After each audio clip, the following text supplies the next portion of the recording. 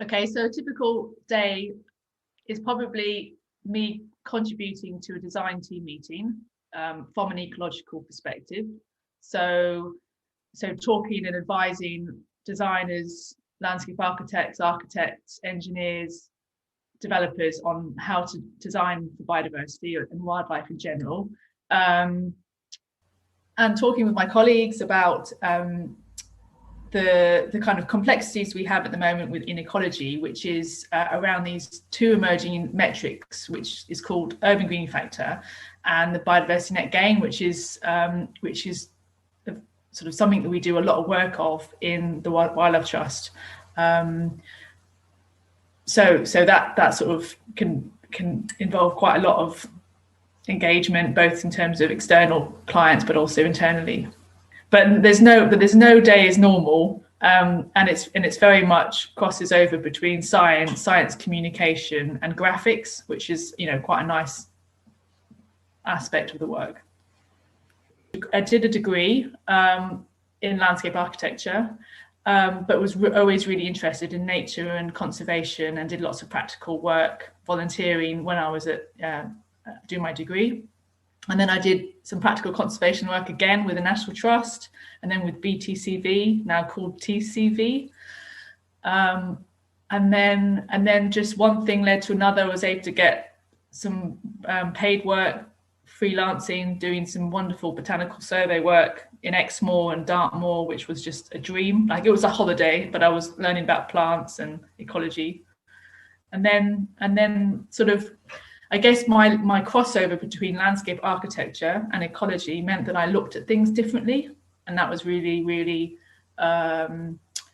useful for lots of clients or employees. So that's always allowed me to get the jobs I've wanted, because there's not been that many people that can look in that way or see that way. So no one's journey is the same. Everyone is really unique, and whilst you can kind of get tips from people and how they've done it, you have to have your own path. What was one thing I would like to have known? I think it's about how important communication skills are.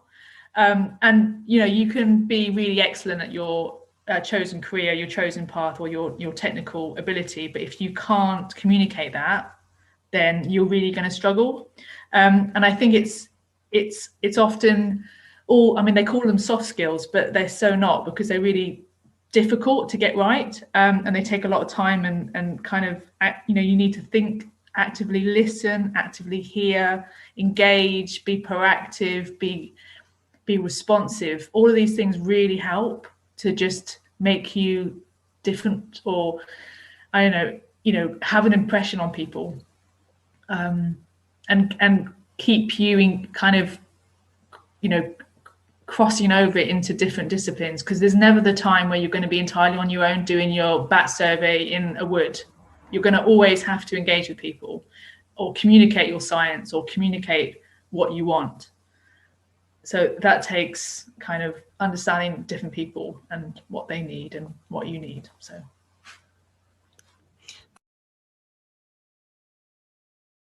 yeah, one piece of good advice I would say, if you think about it, everyone has quite similar skills potentially if you're going for the same job, and you might have lots of people you're potentially competing against, but you need to think about what your USP is, so your unique selling point. What is special about you? And be confident about that, and be bold about saying what that is, because that will make you stand out from everyone else, and you need to shine. So you need to find that unique, that niche, as a way of calling it, relating to our profession, because every plant has to survive in the meadow, but you need your niche to find out where you need to fit in to make your little space.